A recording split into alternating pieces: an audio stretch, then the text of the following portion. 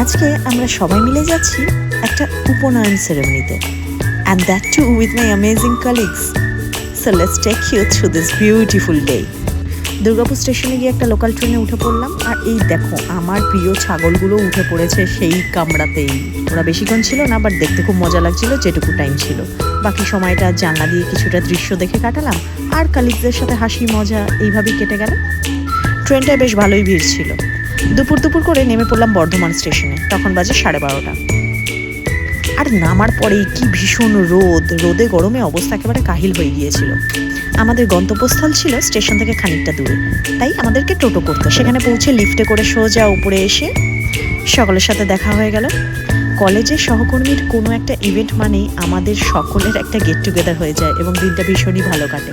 তারপর চলে এলাম আহারে বাহারে। ভীষণ সুন্দর খাবার আয়োজন, কাঁসার থালায় খাবার পরিবেশন করা হচ্ছিল। আমাদের হাসি মজা কিন্তু চলতেই থাকছিল, ভীষণ আনন্দ করছিলাম আমরা। মেনুগুলো ছিল অসাধারণ, খাওয়া দাওয়া আর সাথে আড্ডাটা দুটোই জমে ক্ষীর। শুধু গরমটাই যা বেশি ছিল এই আর কি। পরন্ত বিকেলে আবার রওনা দিলাম ট্রেনে করে এবং চলে এলাম দুর্গাপুর। দেখা হবে পরবর্তী ব্লগে।